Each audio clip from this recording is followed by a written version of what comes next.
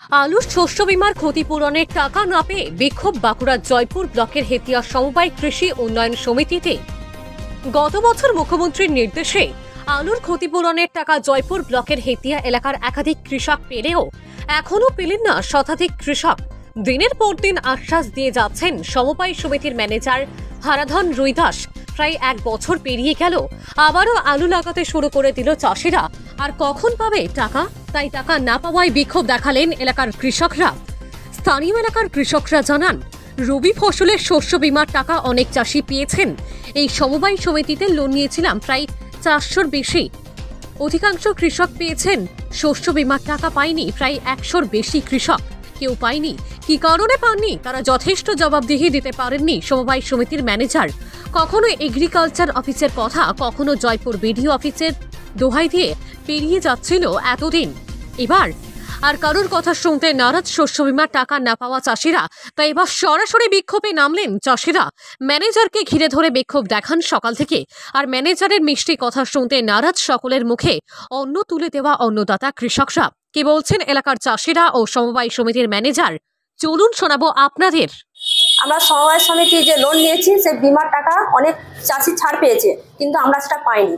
সেই জন্য আমরা এখানে এসেছি, বারবার এসে আমি মাস 6 আসা যাওয়া করছি। এনাদেরকে তো বলে বলে পাচ্ছি না, কিন্তু আমাদেরও তো বাড়িতে কাজ আছে, কিন্তু আমরা কত টাইম দেবো এখানে? এই নিয়ে আমাদের তন্দুক চলছে। যখনই আসছি কি আশা দিচ্ছে পাবে, তোমরা পাবে, টাকা পাবে, কিন্তু আমাদের ধৈর্যের বাঁধ ভেঙে গেছে। আর 6 মাস ধৈর্য ধরে রয়েছে, আর ধৈর্য দিতে পারছি না। আমরা আলুর লোন নিয়েছিলাম। অলগা মিদ্যা। কারণ হচ্ছে আমরা হেতিয়া সমবায় সমিতি হইতে 2023 সালে আলুর লোন নিয়েছিলাম।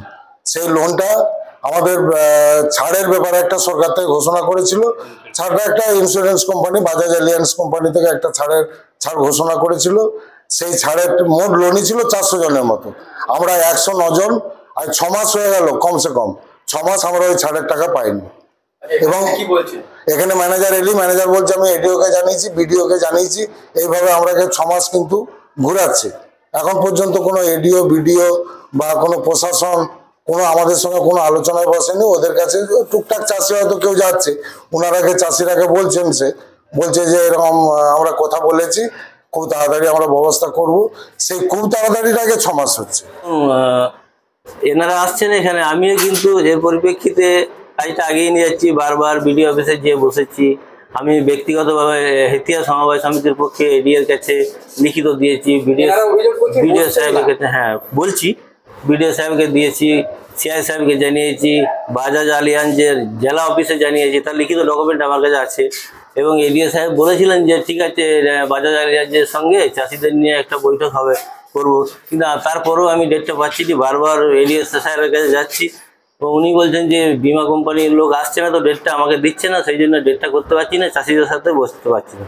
এবং টাকার ব্যাপারে বললে শুধু বলছে আসবে, কোথায় কি প্রবলেম আছে ওরা দেখছে, চেক করছে, টাকা এসে যাবে, কিন্তু এখনও তো টাকা আসছে না। চাষিরা আজকে এসেছে, ধরুন এরাও তো বারবার আসছে, কিন্তু আজকে একটু জোরপূর্বক যে এসেই ফার্স্ট টাইমে আমার কিছু কাজ হয়েছিল, এখন পর্যন্ত তারপরে তো কাজ স্টপ করে দিয়েছে। টোটাল ব্যাংকিং বলছে বসে থাকুন, আমরা বসে আছি, সমস্ত স্টাফ ব্যাংকিং এই দিকটা লোন সেকশন সব আমরা বসে আছি।